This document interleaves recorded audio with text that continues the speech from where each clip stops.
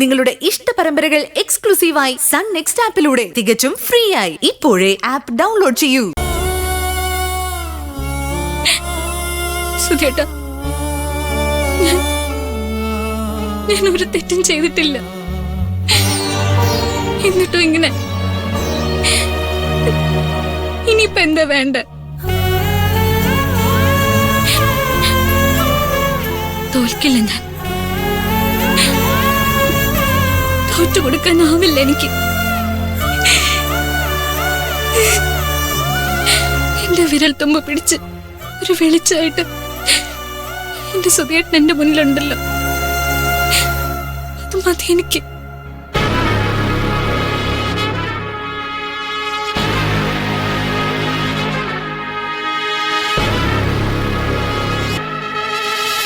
സങ്കടത്തിന്റെ നടുക്കടല്ല സുധേട്ടൻ ഞാൻ. തുഴഞ്ഞു നീങ്ങ സുധേട്ടൻ എനിക്ക് ധൈര്യം തരണം. ആത്മഗദ്ഗതമാണെന്ന് തോന്നുന്നു, അതോ ആത്മഗതാഗതമാണോ?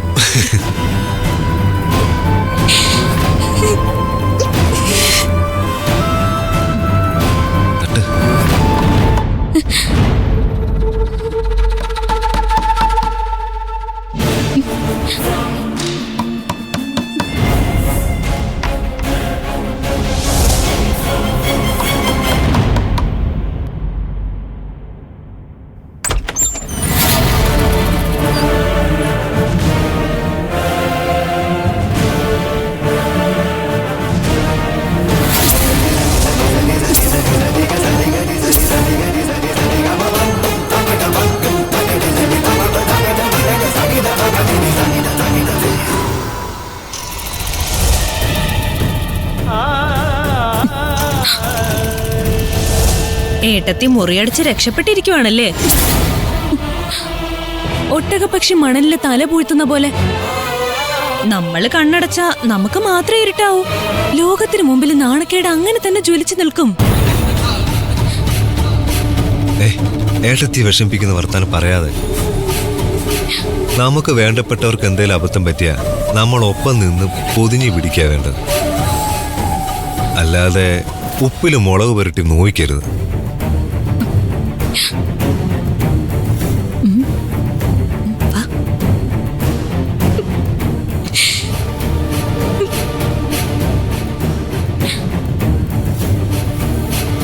ഞാൻ ആരെയും നോവിക്കാനൊന്നും പറഞ്ഞതല്ല. നാണക്കേട് വരുമ്പോ മൊത്തത്തിലാണല്ലോ. നിനക്കൊരു വൈറൽ നാത്തൂനുണ്ടല്ലോ എന്നാ ഒരു കൂട്ടുകാരി എന്നോട് കളിയാക്കി പറഞ്ഞത്. സോഷ്യൽ മീഡിയയില് മിനിറ്റ് വെച്ചല്ലേ ലൈക്കും ഷെയറും കയറിയത്. ഇങ്ങനെ പോയ സാറ്റലൈറ്റ് വരെ അടിച്ചങ്ങ് പോവും. നിത്യ മതി.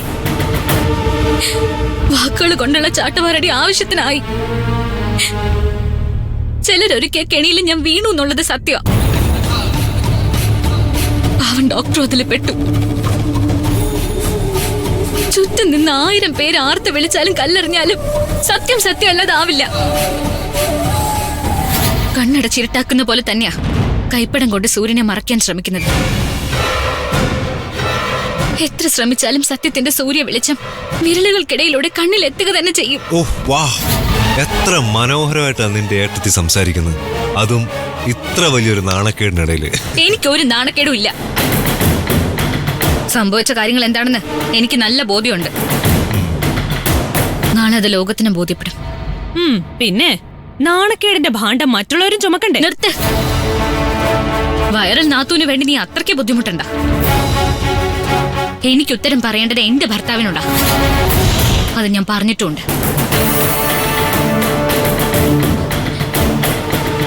ശരത്തേട്ട വാ.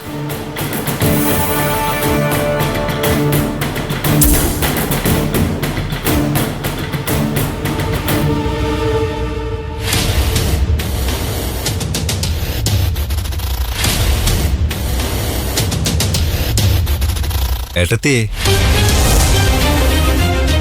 എന്തെങ്കിലും കാര്യം ഉണ്ടായിരുന്നെങ്കിൽ എന്നെ വിളിച്ചാ പോരായിരുന്നു.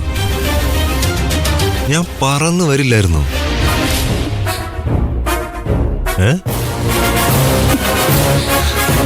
അല്ല, ഇനി എന്തെങ്കിലും ആവശ്യങ്ങളോ ആഗ്രഹങ്ങളോ ഉണ്ടെങ്കിൽ ഒരു സൂചന തന്നാ മതി. ഞാനിങ് ഓടി വരില്ലേ?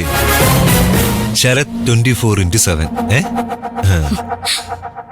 മറ്റുള്ളവരുടെ കണ്ണീര് കുടിക്കുന്ന നല്ല ഒന്നാന്തരം ചെകുത്താനാണെന്ന് ഇന്ന് എനിക്കറിയാം. തക്കം പാത്ത് നടക്കുന്ന ചെന്നായ. പക്ഷെ പല തവണ നിന്നോട് ഞാൻ പറഞ്ഞിട്ടുണ്ട്, നീ ഉദ്ദേശിക്കുന്ന പെണ്ണല്ല ഞാനെന്ന്. അല്ല ഞാനേ ഗെറ്റ് ലോസ്റ്റ്.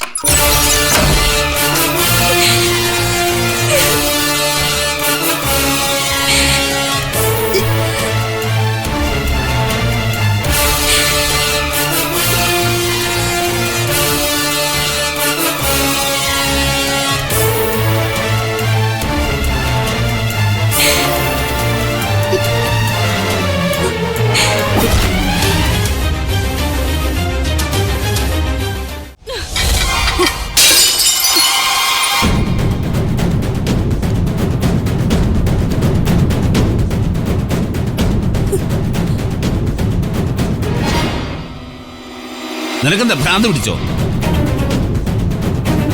ഭക്ഷണം വലിച്ചെറിയാനുള്ളതല്ല, അത് കഴിക്കാനുള്ളതാ. കഴിക്കാം, വാരി വലിച്ച് കഴിക്കാം, അല്ലെങ്കിൽ തന്നെ വയറ് നിറഞ്ഞിരിക്കുക. നാട്ടുകാരുടെ പരിഹാസം, കുത്തുവാക്കും കോളിയാക്കലും കേട്ട് കേട്ട് ഇന്ന് വരെ എന്റെ നേർക്ക് നേരെ ഒന്ന് നോക്കാൻ പോലും ഒരുത്തിയും ധൈര്യപ്പെട്ടിട്ടില്ല. അത് സൊസൈറ്റിയിലാണെങ്കിലും ഹോസ്പിറ്റലിലാണെങ്കിലും. ഇതിപ്പോ അടക്കം പറച്ചിലും ചിരിയും ഫോൺ വിളിച്ച് കുശലം ചോദിക്കലും. കാര്യങ്ങളുടെ സത്യാവസ്ഥ എന്താണെന്ന് നിനക്ക് കൃത്യമായിട്ട് അറിയാം. നിരഞ്ജൻ പറഞ്ഞതിനപ്പുറം അതിലൊരു കാര്യമുണ്ടെന്ന് എനിക്ക് തോന്നുന്നില്ല. തോന്നത്തില്ല. എനിക്കറിയാം ഇതിന് പിന്നിൽ നടന്നത് എന്താണെന്ന്. അത് അന്വേഷിക്കാനും. ഓ, ഇനിയിപ്പോ അന്വേഷിക്കാനും കണ്ടെത്താനും പോവുകയാണോ? എന്നാ പിന്നെ അന്വേഷണ കമ്മീഷനിലെ അംഗമായിട്ട് അവളെയും കൂടെ കൂട്ടിക്കോ. Stop it. എന്നോട് കൽപ്പിക്കാൻ നിങ്ങൾ ആരാ?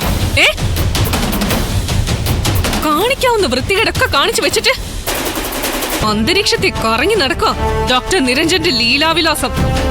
നീ ഒരല്പം കൂടി മാന്യമായ രീതിയിൽ സംസാരിക്കും. മാന്യതയില്ലാതെ പെരുമാറുന്നവരോട് ഇതിൽ കൂടുതൽ മാന്യത കാണിക്കാനൊന്നും എനിക്കറിയത്തില്ല. വെച്ചേക്കത്തില്ല അവളെ.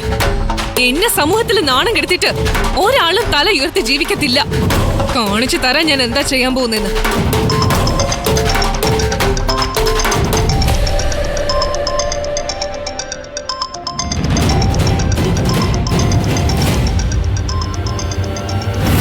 അടുത്തവള് സഹതാപം പറയാനും എന്താ സംഭവിച്ചെന്ന് അറിയാനും